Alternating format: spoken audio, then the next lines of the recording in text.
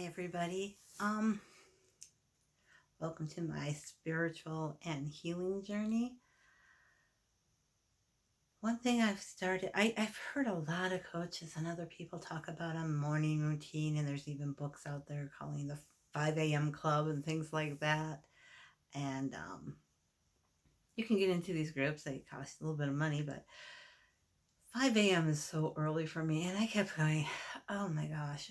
I mean, I would get up at like 5:30 and rush to get ready for work for my commute. Should have taken only half an hour, but it usually took 45 minutes to an hour and a half, depending on traffic accidents. So it was a rush to get to work. And then I had to walk from a huge parking lot up to the second floor to my desk to clock in. And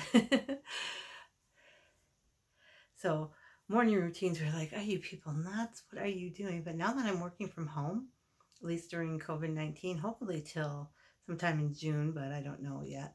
Hopefully we'll find out end of this week. Um, anyway, now I have more time. And at first I was sleeping longer, catching up on sleep. And then I started getting, like, I would like get up like at 7 and then rush to get ready because you never know when you're going to be on a Zoom meeting. So I had to get dressed, at least cleaned up. And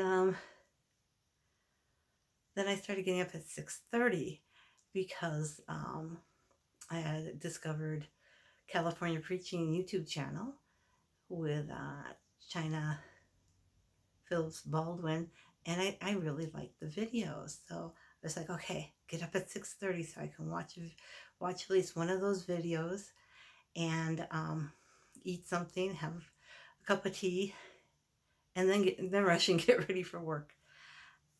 And I had a struggle just getting up at 6:30, but this week I am determined to get up at 6 o'clock. I finally got up at 6:30, but it wasn't enough time. I always felt really rushed, so now I'm working really hard to get up at 6. This morning was 10 minutes after 6 because when the alarm went off, I was in this really weird dream, and I turned off the alarm and I set it for 6:30 going, oh, I don't know. I might have to lay back down till that dream dissipates. It was really odd. Anyway, I got up at 10 minutes after 6, so that was nice. So it was only 10 minutes. And I had my watched my video, and then I saw that Andre Bocelli has a YouTube channel, and also Josh Groban. So I like to listen to at least one of those songs in the morning too, even though they're not always religious. Some of them are, and but it's beautiful music. I love classical style music, so that helps me calm down and get ready for the morning feeling good. And then I get ready for work, and now I want to read. So as you notice, I've been doing videos on Proverbs, the book of Proverbs. I'm going to be doing other stuff too, but it's like, oh, this morning I didn't get a chance to read any scripture, and it's like bugging me all day. I don't think I really got a chance to read scriptures yesterday either, so I need to catch up on my scriptures. Plus, I'm a couple of e-courses I'm studying right now, but so yeah, I'm very determined to get myself up at 6 o'clock for the rest of this week, even on the weekends. I usually let myself slack a little on the weekends, but then I get nothing done. So it's like I'm going to keep going. And then next week I want to get up at 5:30 every morning if I can. That's the goal, 5:30, to see how much I can get done before I start work.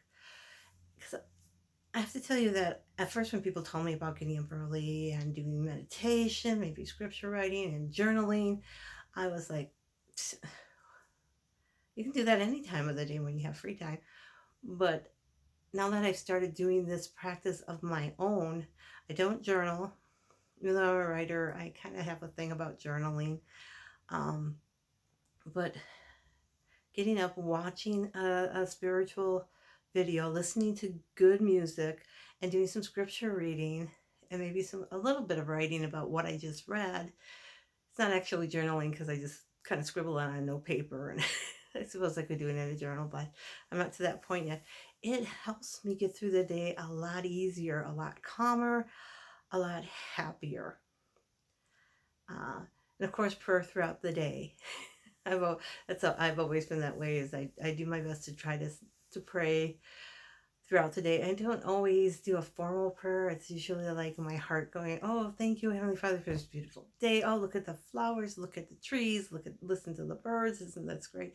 To me, that's praying because I'm appreciating what God has done in nature.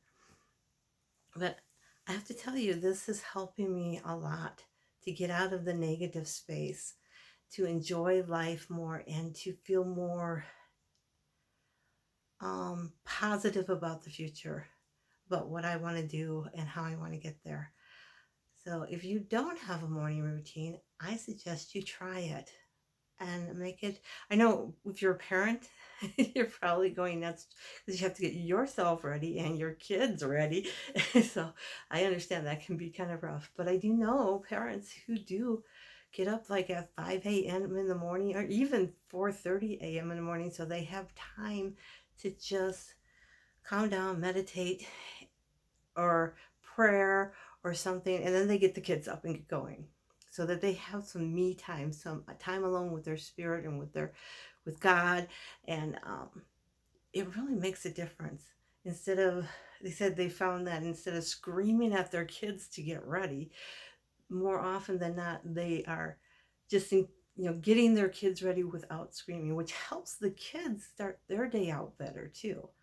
So if you don't have a morning practice, I suggest you try it, especially if you're on a spiritual or a healing journey, because anything that helps you to de-stress, to calm down, to reconnect to your inner self in a good way will help you heal.